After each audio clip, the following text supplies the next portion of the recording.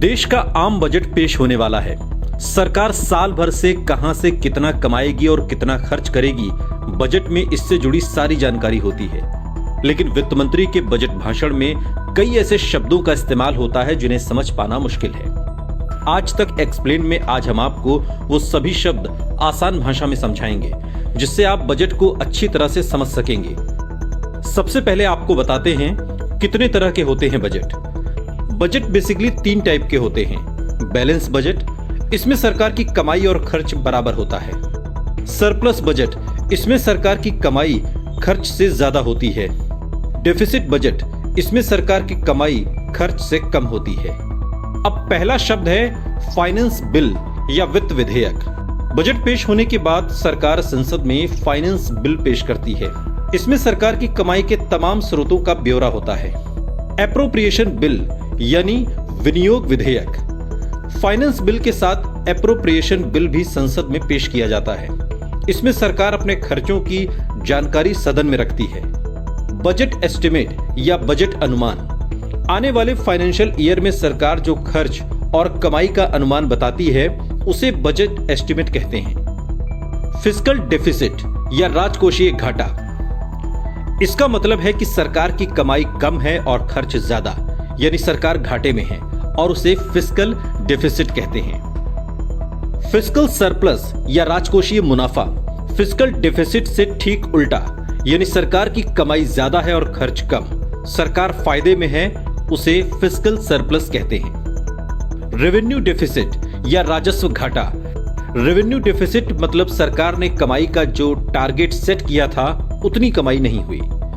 अगला शब्द है कंसोलिडेटेड फंड या समेकित निधि।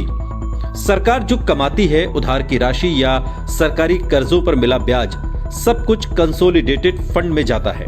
आमतौर पर सरकार के सभी खर्चे इसी फंड से किए जाते हैं। इन पैसों को निकालने के लिए संसद की मंजूरी जरूरी होती है। कंटिजेंसी फंड या आकस्मिक निधि, सरकार आकस्मिक हालातों में जिस फंड से पैसा निकालती है उसे कंटिजेंसी फंड कहते हैं। इसे निकालने के लिए संसद की मंजूरी की जरूरत नहीं होती। इसमें से जितनी रकम निकाली जाती है उसे बाद में कंसोलिडेटेड फंड में से लौटाना भी होता है। पब्लिक अकाउंट, इस फंड में वो सारे पैसे आते हैं जो सरकार को एक बैंकर के तौर पर मिलते हैं, जैसे प्रोविडेंट फंड, छोटी बचत योजनाओं से मिली रकम। सरकार इसमें से भी अपने खर्चों के लिए पैसे निकाल सकती है और इसके लिए संसद की मंजूरी लेने की जरूरत नहीं होती। लेकिन यहाँ ध्यान रखने वाली बात यह है कि यह पैसा सरकार का नहीं होता, इसे उसके इन्वेस्टर को लौटाना होता है। इसलिए सरकार इस फंड यानी पब्लिक अकाउंट में से एक सीमा तक ही पैसा निकालती है। इसके बाद बताते हैं रेवेन्यू एक्सपेंडिचर या राजस्व व्यय। देश चलाने के लिए सरकार को जिस खर्च की जरूरत होती है उसे रेवेन्यू एक्सपेंडिचर कहते हैं। ये खर्च कर्मचारियों की सैलरी, मंत्रालयों और विभागों की बिजली, पानी का बिल आदि, सब्सिडी देने, सैलरी देने, राज्य सरकारों को ग्रांट देने में होता है।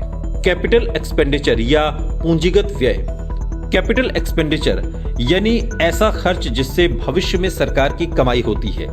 इसका इस्तेमाल संपत्तियां या इक्विपमेंट्स खरीदने के लिए किया जाता है। डिसइन्वेस्टमेंट, जब सरकार सरकारी कंपनियों की कुछ हिस्सेदारी बेचकर कमाई करती है तो उसे डिसइन्वेस्टमेंट कहते हैं। अब बात उसकी जिसका इंतजार आम आदमी को बजट भाषण में सबसे ज्यादा रहता है, टैक्स यानी कर।